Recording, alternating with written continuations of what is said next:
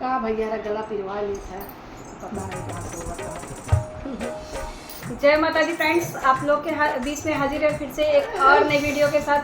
कैसा लगेगा आप सभी लोग को मेरा माता रानी का गीत? प्लीज़ अपनी राय कमेंट बॉक्स में जरूर शेयर कीजिएगा और अपना प्यार दुलार आशीर्वाद दीजिएगा। फ्रेंड्स, तबियत मेरी बिल्कुल भी ठीक नहीं है, लेकिन उम्मीद करती हूँ आप लोग अपना प्यार दुलार आशीर्वाद जरूर देंगे। तो कैसा लगेगा आप सभी लोग को मेरा है देवी गीत? प्लीज़ अपनी राय कमेंट बॉक्स में जरूर शेयर कीजिएगा। माता रानी का पचरा गीत है, तो चलिए गीत का आनंद लीजिए और प्यारा सा कमेंट जरूर करिएगा। वीडियो को आगे बढ़ाती हूँ, प्रेम से बोलिए जय माता दी।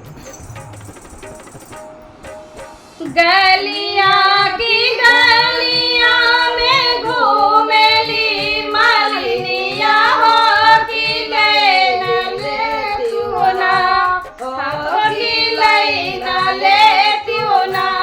हमारे डालरी के फुलवा हो की लैन लेती हो ना, हमारे डालरी के फुलवा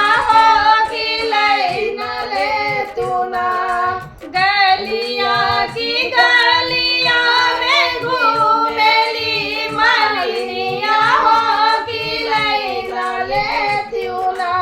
हमारे डैलरी के फुलवा हो की लैना लेती हूँ ना, हमारे डैलरी के फुलवा हो की लैना लेती हूँ ना।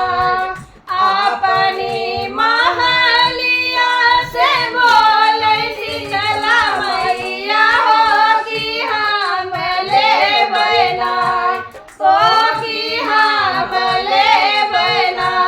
तोहरे डैलरी के फुलवा हो की हमले बना, तोहरे डैलरी के फुलवा मालिन हमले बना।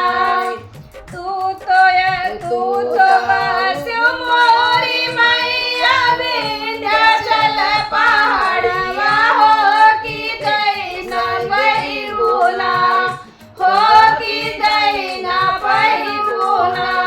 हमारे डैलरी के दमवा मैया दैना बहिबुना, हमारे डैलरी के दमवा मैया दैना बहिबुना। जवने बलकवा के देहली मैया किया हो की ओई रे है ना, हो की ओ रे है ना। तुम्हारे डालिया के दमवा मालिन ओ रे है ना, तोहरे डैलरी के दमवा मालिन ओ रे है ना, तोहरे डैलरी के दमवा मालिन ओ रे है ना। गलियां की गलियां में घूमेली मालिनिया हो की लैना लेती हो ना, हमारे डालिया के फुलवा हो की लैना लेती हो ना, हमारे डैलरी के फुलवा हो की लैना लेती हो ना। जय माता दी फ्रेंड्स, कैसा लगा आप सभी लोग को मेरा है गीत? प्लीज़ अपनी राय कमेंट बॉक्स में जरूर शेयर कीजिएगा। वीडियो को एंड करती हूँ, मिलती हूँ नेक्स्ट वीडियो में। तब तक के लिए बाय बाय फ्रेंड्स, प्रेम से बोलिए जय माता दी।